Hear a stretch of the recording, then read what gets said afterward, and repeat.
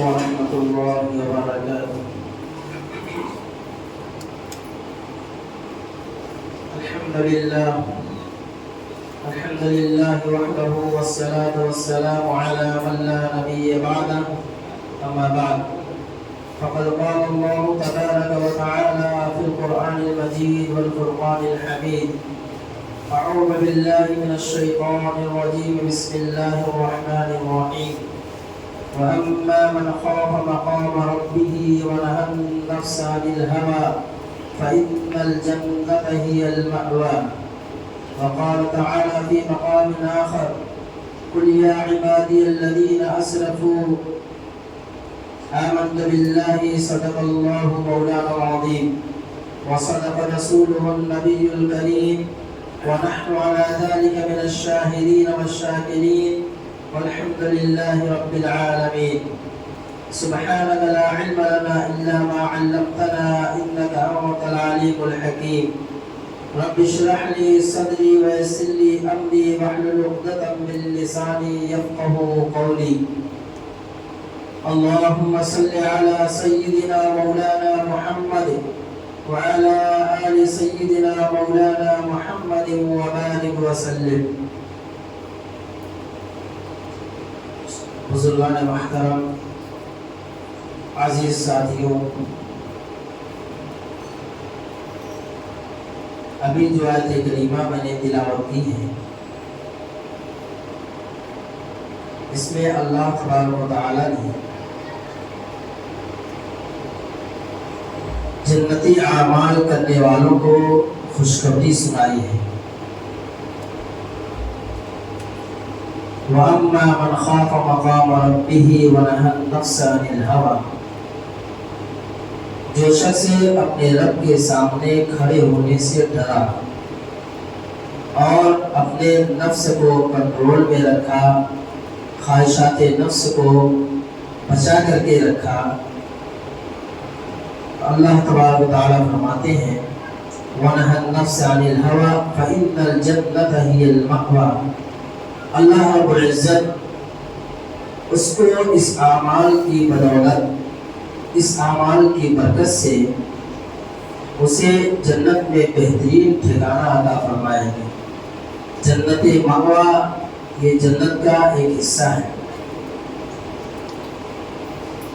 پچھلے جمعہ اس آیت کے تعلق سے کچھ باتیں ہمارے سامنے آئی تھی، اور اس آیت کے ذیل میں حضور نبی کریم علیہ السلام کی وہ حدیث جس میں نبی علیہ السلام نے 3 انمول باتیں بیان فرمائی ہیں. حقیقت یہ ہے کہ بندہ جو بھی اعمال کرتا ہے وہ سارا کا سارا اعمال ایک کھاتے میں، ایک فائل میں ریکارڈ ہو رہا ہے.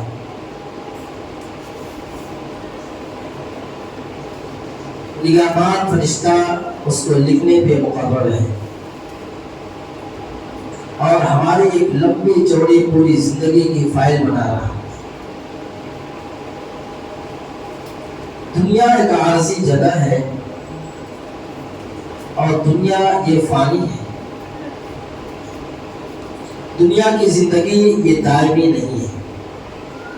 یہ دنیا کی زندگی ایک عارضی زندگی ہے. یہاں انسان کچھ وقت کے لیے آتا ہے اور وہ وقت متعینہ گزار کر پھر اس دنیا سے کوچ کر جاتا ہے.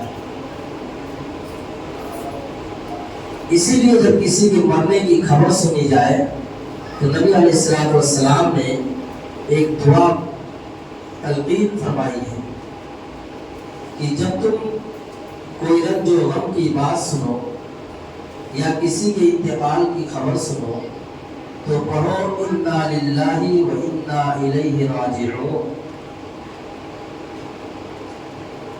یہ قرآن کریم کی ایک آیت کا ٹکڑا ہے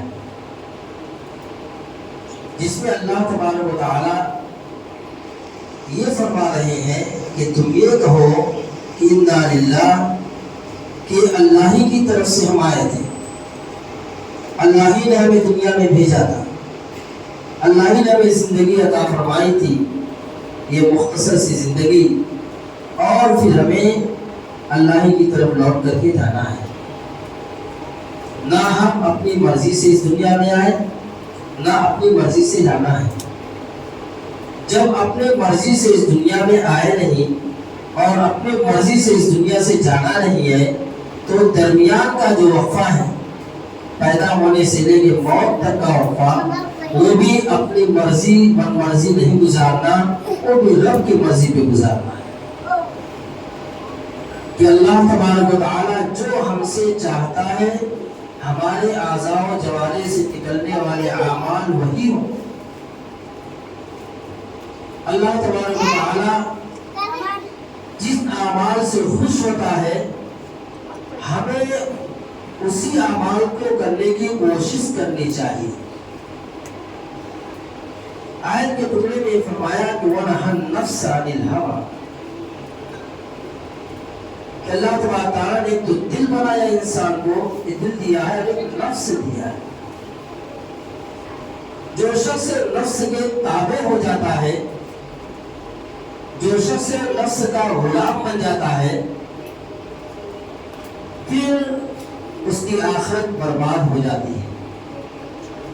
دنیا کی زندگی گزارتے ہوئے ساری زندگی کے سامان مہیا ہوتے ہوئے وہ بے چینی کا شکار ہوتا ہے، اس لیے کہ نفس جو ہے اللہ رب العزت نے انسان کو 3 نفس عطا فرمایا۔ ایک ہے نفس امارہ، ایک ہے نفس مطمئنہ، اور ایک ہے نفس لوامہ۔ نفس امارہ وہ ہے جو انسان کو صرف اور صرف برائی کی طرف لے کر کے جاتا ہے، جو صرف انسان کے اندر جو ہے دل کے اندر برائی کا خیال لاتا ہے، اس کا نام نفس امارہ ہے۔ اس لیے قرآن نے فرمایا ان النفس لامارۃ بالسوء، کہ تمہارے اندر ایک نفس ہے جو تم کو صرف اور صرف برائی کی طرف لے جاتا ہے، اور ایک ہے نفس لوامہ جو انسان کو کبھی برائی کی طرف لے کے جاتا ہے اور کبھی نیکی کی طرف لے کے جاتا ہے۔ دونوں خیالات اس کے ذریعے سے آتے ہیں۔ اور ایک ہے نفس مطمئنہ جو انسان کو صرف اور صرف نیکی کی طرف لے کے جاتا ہے۔ تو آج انسانیت نفس امارہ کا شکار ہو ہے کہ سارے نیک اعمال چھوڑ کر وہ برائیوں کی طرف لوٹتا ہے، حلال روزی کو چھوڑ کر حرام روزی کی تلاش میں، کہ اگر حلال کے پیچھے پڑوں گا تو بہت تھوڑا سا مال ہاتھ لگے گا، اور اگر حرام کے پیچھے پڑوں گا تو ڈھیروں مال ہاتھ لگے گا۔ نفس اس ہے، نفس امارہ اس کی رہبری کرتا ہے کہ تم ہر نیک عمل چھوڑ دو، برائی کی طرف سے، اور پھر اس برائی کے نتائج کھول کر دکھاتا ہے کہ دیکھو تم نے کسی کو دھوکہ دیا تو تمہارے دھوکے میں کس طریقے سے ہوا ہے، تم نے کسی سے رشوت لے کر کے کام کیا تو تمہارا کام وہ کام جو ہے کتنا آسانی سے پیسے تمہیں دیر آسان، پھر وہ نفس امارہ اس کو اتنا اٹھا دیتا ہے اور اپنے چنگل میں اتنا زبردست کس لیتا ہے وہ کہ پھر ابھی انسان کہتا ہے کہ جھوٹ کے بغیر جینا محال ہے، دھوکے کے بغیر زندگی کیا ہے، جب تک جھوٹ نہیں بولیں گے تجارت کیسے ہو، نفع کیسے حاصل، مال بکے گا کیسے۔ اب بمبئی کی زبان میں اس کو بولتے ہیں ٹوپی پہنانا، میں نے پورا کو ٹوپی پہنا دیا، یعنی اس کو دھوکہ دے دیا، اس کو جھوٹ بول کر کے اس سے جو چھٹکارا حاصل کر لیا تو یہ سمجھتا ہے کہ میں کامیاب ہو گیا، میں نے بہت بڑا بہادری والا کام کیا، میری جرأت کو تم نے دیکھا کہ میں نے اس کو کس طریقے سے دھوکہ دیا ہے، کہ میرے دھوکے میں کتنا آسانی کے ساتھ پھنس گیا۔ تو یہ ہے نفس امارہ. اور نفس لوامہ ہے کہ انسان کے دل کے اندر کبھی داعیہ پیدا ہوتا ہے کہ نماز پڑھو، اور کبھی داعیہ پیدا ہوتا ہے چلو نہیں بھی پڑھا تو بھی ٹھیک ہے، صدقہ خیرات کر دو. راستہ چلتے ہوئے دل کے اندر داعیہ پیدا ہوتا ہے کہ میں راستہ چلتے غریب نادار کو صدقہ کر دوں، اور کبھی جیب سے نکال کر 10 روپے دے بھی دیتا ہے، اور کبھی چاہ کر کے بھی دل کے اندر خیال آیا لیکن گزر جاتا ہے. تو یہ ہے نفس لوامہ. اور نفس مطمئنہ یہ انسان کو اہل اللہ بنا دیتا ہے کہ ہر وقت اس کے دل کے اندر اللہ کا استحضار، کہ جو بھی کام کرتا ہے، جو بھی زبان سے بولتا ہے، آنکھوں سے جو کچھ دیکھتا ہے، اور اپنے آثار و جوارح سے جو کچھ اعمال کرتا ہے، وہ سارے کے سارے اعمال اللہ اور اس کے رسول صلی اللہ علیہ وسلم کو راضی کرنے والے ہیں. ایک نماز سے فارغ ہوا نہیں کہ دوسری نماز کا اس کو جو ہے خیال آنے لگا، کبھی میں ظہر پڑھوں گا پھر عصر کا وقت. کاروبار میں ہے، نمازوں کا ہر وقت اس کو استحضار. تجارت کر رہا ہے، اللہ کا استحضار، اللہ کو حاضر ناظر کہ میں جھوٹ بولوں گا کہ میرے لیے بہتر نہیں ہوگا، میں زبان سے ہون پھول بکوں گا، گالیاں دوں گا کہ میرے حق میں بہتر نہیں ہوگا، مجھے لوگ عزت کی نظر سے نہیں دیکھیں گے. یہ ہے نفس مطمئنہ کہ انسان کو ولی کامل بنا دیتا ہے، اللہ والا بنا دیتا ہے، بزرگوں کے سب کو اس کو لا کے کھڑا کر دیتا ہے. تو اس آیت کے ذیل میں نبی علیہ السلام کی ایک حدیث ذکر فرمائی گئی کہ اللہ کے نبی صلی اللہ علیہ وسلم نے 3 باتیں فرمائی. کتنی بہترین بات ہے، کتنا اچھا مذہب ہے مذہب اسلام، کتنا پیارا دین ہے دین اسلام، کتنی بہترین اور اونچی دولت سے اللہ رب العزت نے ہمیں نوازا، ایمان کی دولت.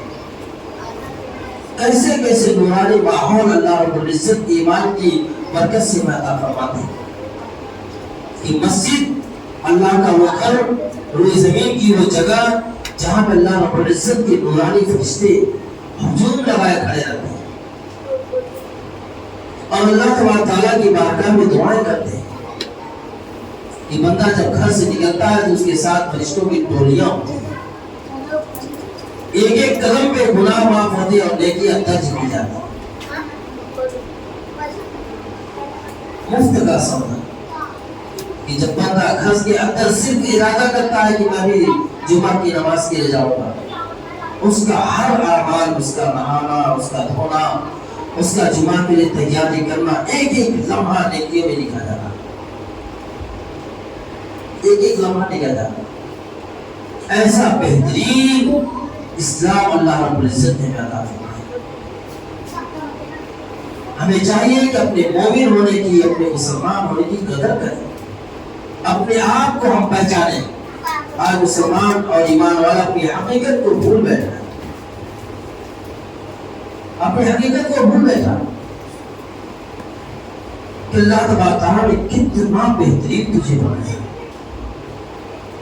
اس 1.25 لاکھ انبیاء کے امام کی امت نے پیدا فرمایا، اور نبیوں کا کتنا اونچا مرتبہ. یہ تمام انسانیت میں سے اللہ تبارک تعالیٰ انبیاء کی جماعت کو چنا، اور پھر تمام انبیاء میں سے حضور نبی کریم علیہ السلام کی ذات بابرکات کو چنا، جن کے صدقے میں اللہ تبارک تعالیٰ نے کائنات کے ذرے ذرے کو پیدا کیا.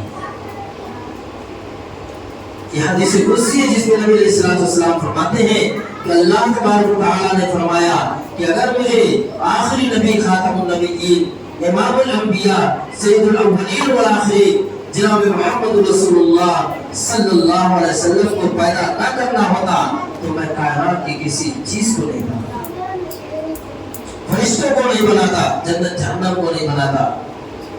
جو کچھ ہے فرشتے کی تخلیق، جنت جہنم کا بننا، اور دنیا کی جو ہے تخلیقات، کائنات کا وجود میں آنا، وہ حضور نبی کریم علیہ السلام کا صدقہ ہے.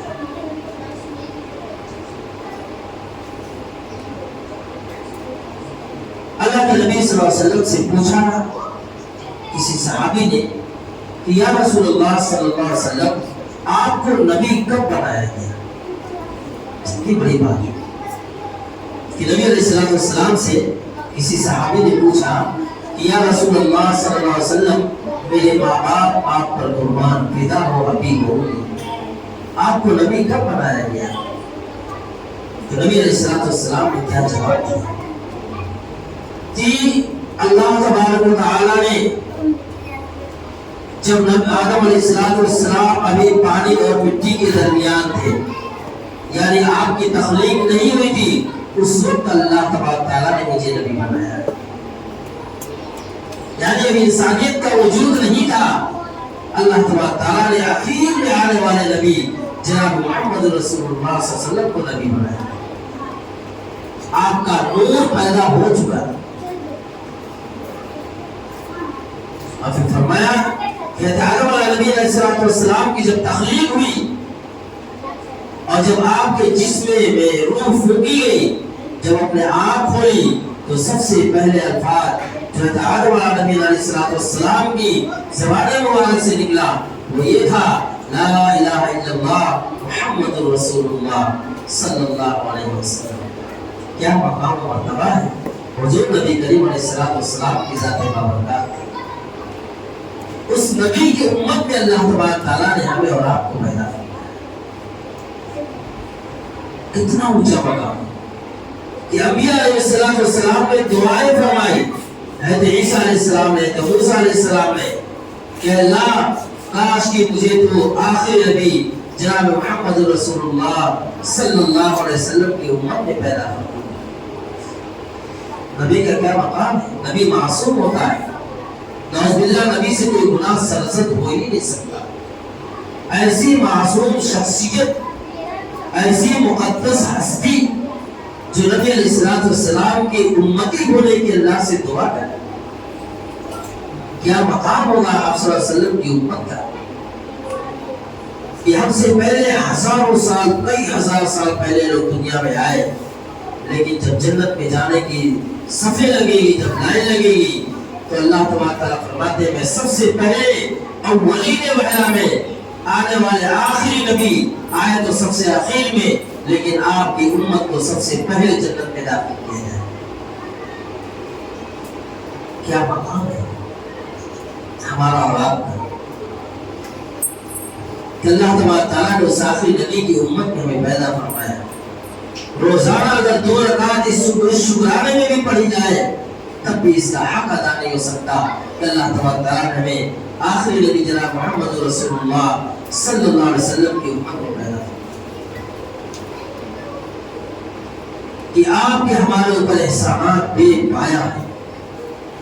کیا اللہ کے نبی صلی اللہ علیہ وسلم نے امت کی رہبری فرمائی، کیسے کیسے کامیابی کے راستے دکھلائے کہ اللہ کے نبی صلی اللہ علیہ وسلم نے وہ 3 انمول باتیں جو بیان فرمائی، اس میں سے سب سے پہلی بات یہ فرمائی کہ اللہ تبارک تعالیٰ نے جو تمہیں مال دیا ہے وہ اللہ تبارک تعالیٰ کی نعمت ہے، اللہ تبارک تعالیٰ کی عظیم نعمت ہے، اللہ کی امانت ہے تمہارے پاس۔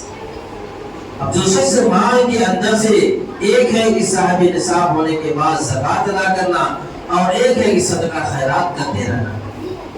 حدیث کے اس ٹکڑے پہ پچھلے جمعہ کچھ باتیں ہمارے سامنے آئی تھی کہ صحابہ اکرام رضی اللہ تعالیٰ عنہ اجمعین نے جب نبی علیہ السلام کی یہ حدیث سنی تو صحابہ اکرام رضی اللہ تعالیٰ عنہ اجمعین نے مال کو اللہ کی راہ میں لٹا دیا۔ اب یہ کہا کہ یہ ہمارے لیے دنیا کا ذخیرہ نہیں ہے، یہ بینک بیلنس بنانے کی چیز نہیں ہے، یہ تو ذخیرہ آخرت ہے۔ تو مال ایسی چیز ہے کہ انسان اس کو حاصل کرنے کے لیے سب سے قربت والی محبت، بیوی اور بچوں کی محبت کو بھی قربان کر دیتا ہے۔ اگر اس کو دوسرے دیش میں جانا ہو تو 2 سال 3 سال اپنی زندگی کے ایام گزار دیتا ہے، بیوی بچے اس کے جو ہے اپنے وطن میں پڑے رہتے ہیں، اس لیے کہ مال کو حاصل کرنا۔ یقیناً اللہ تبارک و تعالیٰ کا یہ بھی حکم ہے کہ جب تم اللہ تبارک و تعالیٰ کے احکامات سے فارغ ہو جاؤ تو یہ ضروری زمین میں نے تمہارے رزق کے لیے بنائی ہے، تم چل پھر کر کے اس میں اپنے رزق کو تلاش کرو۔ لیکن یاد رکھو مال سے محبت نہیں ہونی چاہیے، مال کی محبت دلوں کے اندر نہیں ہونی چاہیے۔ جو شخص مال کی محبت دل کے اندر رکھتا ہے تو پھر اس کے لیے مال کا جیب سے نکلنا بہت مشکل ہے۔ ہمیں اللہ کے نبی صلی اللہ علیہ وسلم نے فرمایا کہ تم کو اللہ تبارک و تعالیٰ نے عبد الدرہم عبد الدینار بنا کر دنیا میں نہیں بھیجا ہے۔ تم درہم و دنانیر کے بندے نہیں ہو، تم مال کے بندے نہیں ہو، ڈالر و ریال کے بندے نہیں ہو، تم کو اللہ تبارک و تعالیٰ نے عبداللہ عبد الرحمن بنا کر دنیا میں بھیجا ہے کہ تم اللہ الرحمن کے بندے ہو۔ جو شخص مال کو اپنا بنا لیتا ہے تو اس کو، جو شخص مال کو جمع کر کر کے رکھتا ہے پھر وہ اللہ تبارک تعالیٰ اس مال کا نگہبان بنا دیتے ہیں، پھر اپنے مال کی نگہبانی میں لگا رہتا ہے اور اسی غفلت میں موت کا فرشتہ اس کے سامنے آ جاتا ہے۔ پھر لا یستأخرون ساعۃ ولا یستقدمون، پھر چاہے گا کہ تھوڑی مہلت مل جاتی ہے تو کاش بھی بڑا اچھا ہوتا۔ اللہ کہتا ہے کہ اب تمہارا وقت آ چکا ہے، اب تمہیں صدقہ خیرات کرنے کا بھی موقع ہے۔ اللہ نے تمہیں صحت دی تھی، جوانی دی تھی، عقل و شعور دیا تھا کہ تم چلتے پھرتے اپنے مال کو لٹا سکتے تھے، غریبوں، بیواؤں، یتیموں، ناداروں کی، سائلوں کی رہبری کر سکتے تھے، ان کی مدد کر سکتے تھے، ان کے معاون بن سکتے تھے۔ اب تمہارا وقت ختم ہو چکا ہے۔ اللہ تعالیٰ قرآن کریم میں فرماتے ہیں وَأَمَّا السَّائِلَ فَلَا تَنْهَرْ، جب تمہارے پاس کوئی سائل آئے، کوئی مانگنے والا آئے، کوئی اللہ کے نام پر مانگے تو تمہیں چاہیے کہ اللہ تبارک و تعالیٰ کو حاضر ناظر سمجھ کر اس کی مدد کرنا۔ مال کا سب سے بہترین مصرف، سب سے بہترین خرچ کرنے کی جگہ اللہ کا گھر ہے۔ سب سے بہترین خرچ کرنے کی جگہ اللہ کا گھر ہے۔ اس سے مقدس جگہ کون ہو سکتی ہے؟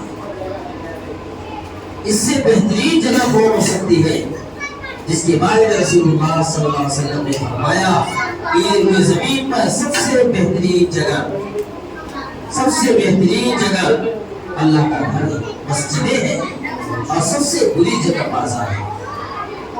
آج ہمارا سارا مال بازاروں پہ خرچ ہے، محنت کی، خون پسینے کی گاڑی کمائی لے کر کے آتا ہے اور جیب میں بھر کے جاتا ہے اور مارکیٹ کے اور بازاروں کے حوالے کر دیتا ہے۔ ضروریات زندگی ضروری ہے، اپنی ضرورت کے سامان خریدو، اللہ نے جتنا دیا ہے اس کے مطابق اچھے کپڑے پہنو، اچھا کھانا کھاؤ، اچھے گھر میں رہو، اللہ اس سے منع نہیں کرتا۔ ایک صحابی رضی اللہ تعالیٰ بہت سوٹ بوٹ پہ رہتے تھے، اچھا بہترین پہنتے تھے، لوگوں کے سامنے خوب سوٹ بوٹ پہ آتے تھے۔ ایک صحابی رضی اللہ تعالیٰ نے اللہ کے نبی صلی اللہ علیہ وسلم کے دربار میں جا کے شکایت، یا رسول اللہ فلاں شخص ہے وہ سوٹ بوٹ پہ رہتا ہے، لوگوں کو دکھانے کے لیے اپنے آپ کو پیش کرتا ہے میرے پاس اچھے کپڑے ہیں اور میں سوٹ بوٹ پہ رہتا ہوں، جبکہ وہ غریب رہتا ہے، اس کے پاس وہ فیس، اس کے پاس کچھ نہیں۔ اللہ کے نبی صلی اللہ علیہ وسلم اس کو بولا اس کو جاؤ میرے پاس۔ اللہ کے نبی صلی اللہ علیہ وسلم نے اس کو تنبیہ فرمائی اور کہا یہ دکھاوے والے اعمال تم چھوڑ دو، تم لوگوں کو دھوکہ دیتے ہو تاکہ لوگ تمہیں عزت کی وجہ سے دیکھیں، تمہاری عزت اسی میں ہے کہ اللہ نے جتنا تمہیں دیا ہے اسی کے مطابق نہیں گزارو، ویسے ہی کپڑا دے۔ اور ایک صاحب نے اللہ تعالیٰ نے بہت مال دیا، بہت مال دیا، لیکن وہ پھٹا پرانا کپڑا پہنتے تھے، موٹا جھوٹا پہنتے تھے۔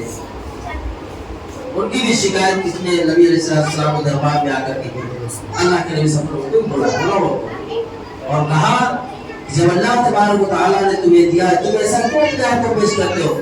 یا رسول اللہ میں چاہتا ہوں کہ مجھے کوئی جانے نہ، میں غریب نادار پر زندگی گزارنا چاہتا ہوں۔ کہا کہ نہیں، اللہ تبارک نے تمہیں مال دیا ہے، تم اس مال کی حقارت، مال کو حقارت کی حیثیت دے، اللہ نے مال دیا تم اچھا پہنو، جیسا اللہ رب العزت نے جس کو بنایا ہے وہی جانتا ہے کس کو کیا دے رہا ہے، کتنا دے رہا ہے، کب دے رہا ہے۔ جیسا اللہ تبارک و تعالیٰ بنایا اس اعتبار سے ہمیں زندگی گزارنا۔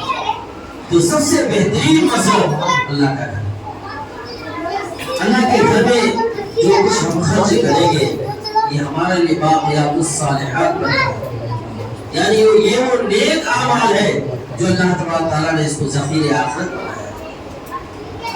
جو اللہ کے گھر کے لیے خرچ کرے بھلا اللہ تبارک و تعالیٰ اس کے گھر کی حفاظت نہیں کرے گا، اس کے مال میں برکتیں نہیں دے گا، اس کے گھروں کے اندر رحمتوں برکتوں کا نزول نہیں فرمائے گا، اس کے گھروں کے اندر سے اللہ تبارک و تعالیٰ فتنے فساد کو ہٹا کر آپس میں محبتیں نہیں ڈالے گا، ایسا نہیں ہے اس لیے۔ اور اللہ کے گھر کی کوئی آمدنی نہیں، خاص طور سے ہماری اس مسجد کی کوئی آمدنی کا ذریعہ نہیں۔ جو مسلیان آتے ہیں انہی کے جو ہے امداد سے، انہی کے تعاون سے مسجد کے اخراجات ہیں۔ مسجد میں امام ہے، مسجد کے مؤذن ہے، مسجد کے اور دیگر اخراجات ہیں۔ آپ آتے ہیں مسجد صاف ستھری ملتی ہے، پنکھے ملتے ہیں ہوا کے لیے، وضو خانہ بہترین صاف ستھرا، ضروریات پوری کرنے کے لیے سردار باتھ روم صاف ستھرے، کون یہاں رہتا ہے؟ آخر اس میں کچھ تو خرچ ہوگا۔ گھر میں ایک پنکی کو بڑھاؤ، جھاڑو اور کچرے والا آتا ہے اس کو پیسے دینے ہوگا، تو یہاں بھی تو ویسے ہی ہوگا۔ اس لیے ہمیں چاہیے ہم اللہ کے گھر ہمیں چاہیے ہم یہ کوشش کریں، ہماری یہ نیت ہو ہمارا جتنا زیادہ ہو سکے اللہ کے گھر پہ خرچ ہونا ہے، اللہ کے گھر پہ خرچ ہونا ہے۔ میرے ساتھیوں، نبی علیہ السلام نے جو ایک پہلی بات فرمائی کہ اللہ تعالیٰ تمہیں مال دیا اس کو اللہ کی راہ میں خرچ کرو، اللہ تعالیٰ تمہیں تمہارے مالوں پر برکت عطا فرمائے گا۔ دوسری چیز نبی علیہ السلام نے جو بیان فرمائی ہے کہ تم ایک دوسرے کے ساتھ عفو درگزر سکھاؤ، لوگوں کو معاف کرو، معاف کرنا سکھاؤ۔ کیسا معاف کرنا؟ آئیے رسول اللہ صلی اللہ علیہ وسلم کی زندگی کو دیکھتے ہیں، رسول اللہ صلی اللہ علیہ وسلم کی سیرت کو دیکھتے ہیں۔ یہ اللہ کے نبی صلی اللہ علیہ وسلم کا آبائی وطن مکہ مکرمہ ہے، اور آپ کو مکہ مکرمہ میں کتنا ستایا ہے، کتنی اذیتیں سہنی پڑی، کتنے ظلم آپ پہ ڈھائے گئے کہ آپ کو مجبور ہو کر کے مکہ مکرمہ چھوڑ کے مدینے کو مدینہ کی طرف بھیجے گا۔ لیکن ایک عرصہ گزرا، 9 سال مدینہ منورہ میں گزار کر کے 10ویں سال اللہ تبارک و تعالیٰ نے مسلمانوں کو فتح عطا فرمایا، جس کو فتح مبین، فتح مکہ کہتے ہیں۔ جب اللہ کے نبی صلی اللہ علیہ وسلم فاتحانہ مکہ میں داخل ہونے کے لیے چلے تو مکہ میں رہنے والے کفار و مشرکین کے اوپر لرزہ آ گیا، گھبرا گئے، دہشت میں پڑ گئے اور کہنے لگے، کہنے پہ مجبور ہو گئے اپنی زبان سے، یہ وہی لوگ ہیں جن کے اوپر ہم نے ظلم اٹھایا تھا، جن کی ماں بہنوں کی عزتیں ہم نے لوٹی تھی اور جن کے مال کو ہم نے لوٹا تھا، جن کو راستہ چلتے ہوئے ہم نے گالیاں دی تھی، کوڑے برسائے تھے۔ حضرت بلال رضی اللہ تعالیٰ عنہ کو یہ وہی جماعت ہے جن کو ہم نے تپتی ریت پر ننگا لٹا کر کے اوپر سے بھاری پتھر کی چٹان کر دی، یہ انہی کی جماعت ہے کہ ایک کے بہن کو ہم نے بڑے بازار میں زندہ کھڑا کر کے ان کی کھال کو اتارا، یہ وہی جماعت ہے جن کے بیٹی کو ہم نے حضرت زندہ رضی اللہ تعالیٰ عنہ کی چوراہے پر زندہ آنکھیں نکالی تھی۔ آج ہمیں یہ زندہ نہیں چھوڑیں گے، آج ہمیں یہ زندہ نہیں چھوڑیں گے۔ ہم نے ان کے اوپر بہت ظلم اٹھایا تھا، ظلم اٹھانے میں، تکلیف پہنچانے میں کوئی کسر نہیں چھوڑی، کیسی کیسی تکلیف ہم نے پہنچائی تھی۔ اللہ کے رسول صلی اللہ علیہ وسلم جب مکہ میں داخل ہوئے تو مکہ کے سارے لوگ اپنے گھروں میں چھپ گئے، سارے کفار مشرک اپنے گھروں میں چھپ گئے، ہر ایک کے دلوں پہ لرزہ آ گیا۔ مائیں بہنیں کہتی تھی ہم نے ہمارے بھائی اور ہمارے باپ نے ان کی بہنوں کے ماؤں کو عزت نہیں دی، آج ہماری عزت باقی نہیں رہی، آج ہمیں پائیں گے تو ہماری عزت سے بھی لوگ کھیلیں گے۔ ہم نے ان میں سے ان کے بھائیوں کو، ان کے باپ کو تلوار سے کاٹا تھا، آج ہمارے بھائی کو بھی نہیں چھوڑا جائے۔ مکہ کی عورتیں اپنی کھڑکیوں سے دیکھتی تھی مکہ خانہ کعبہ کے اندر، لیکن وہ سماج کیا تھا، بڑے معمول انبیاء تھا، جن کے دل کے اندر قیامت تک آنے والے ایک ایک انسان کا درد بھرا ہوا ہے کہ ساری انسانیت جہنم سے بچ کر جنت میں کیسے چلی جائے۔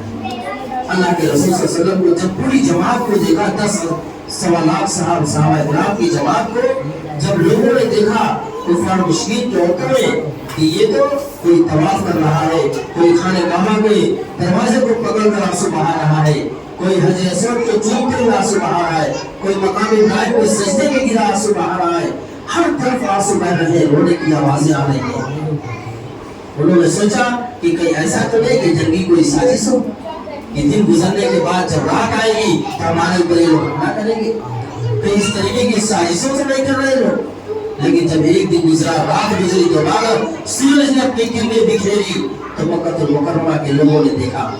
اب یہ لوگ دیکھ کر کے سارے کے سارے لوگ اپنے گھروں سے نکلے اور اللہ کے نبی صلی اللہ علیہ وسلم کے پاس آئے اور آ کر کے کہا کہ آپ کیا چاہتے ہیں؟ اللہ کے نبی صلی اللہ علیہ وسلم نے پوچھا کہ تم لوگ کیا چاہتے ہو؟